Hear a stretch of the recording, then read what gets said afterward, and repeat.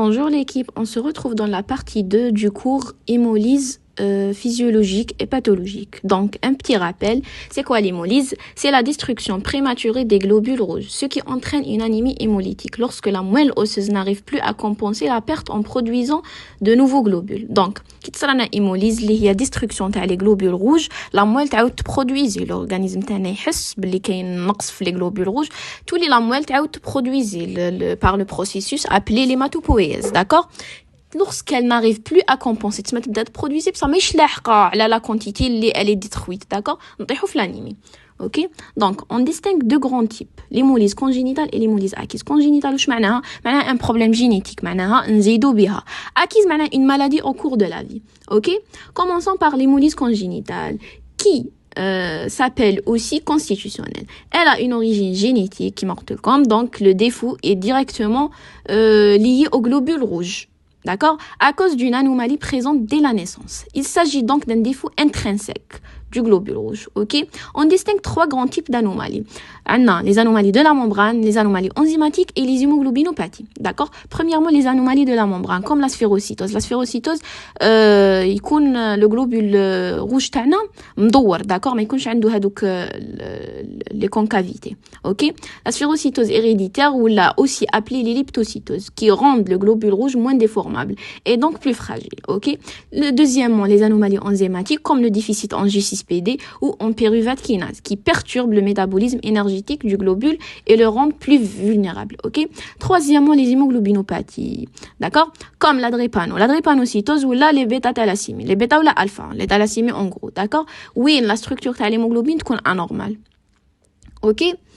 Donc, les hémolyses congénitales sont souvent présentes dès l'enfance, parfois dès la naissance, ok? Ou bien se révèlent plus tard à l'occasion d'un stress, mais un facteur déclenchant. Un facteur déclenchant. Par exemple, le stress, une infection, prise médicamenteuse, etc. Sur le frottis sanguin, on observe les cellules anormales. Par exemple, les cellules falciformes dans la drépano ou les sphérocytes dans la sphérocytose, ok? L'évolution est souvent chronique, bien tolérée, mais elle peut aussi se manifester par des crises aiguës lors d'un épisode déclencheur. Ok? Donc, on passe à l'hémolyse acquise. Alors, elle n'est pas d'origine génétique. Le globule rouge est normal au départ. يعني بنادم normal كيما حنايا ما عنده aucun problème génétique في la constitution تاع le globule rouge تاعو ولا, mais elle est détruite à cause d'un facteur extérieur. Donc, destruction extrinsèque, d'origine extrinsèque, ok?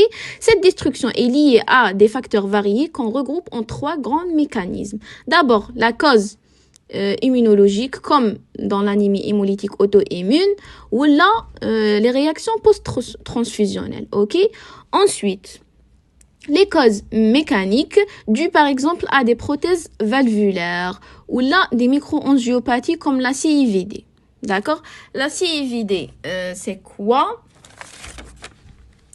C'est la coagulation intravasculaire disséminée, yani activation excessive de la coagulation. Ok?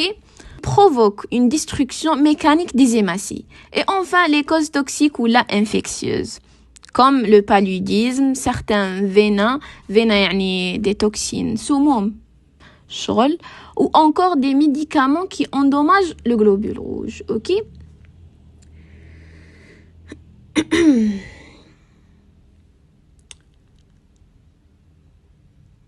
L'hémolyse acquise a un début souvent brutal, parfois grave, et elle peut survenir à tout âge, contrairement à la forme congénitale. Au frottis sanguin, on retrouve les schizocytes, les globules rouges mâbles, ok?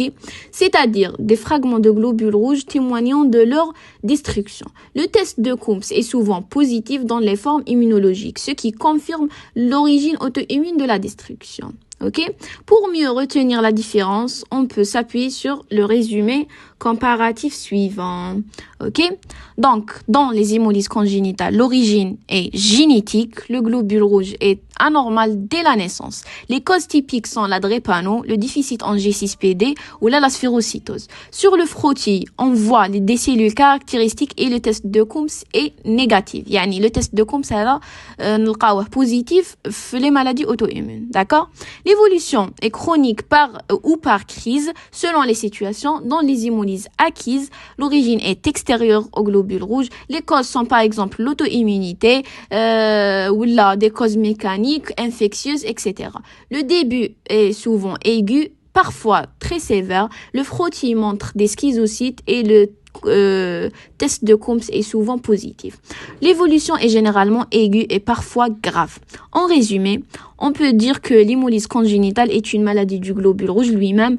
Par contre, l'hémolyse acquise est une maladie de l'environnement, pas du globule rouge en lui-même. Ok? Merci pour votre attention. On se retrouve dans la prochaine vidéo.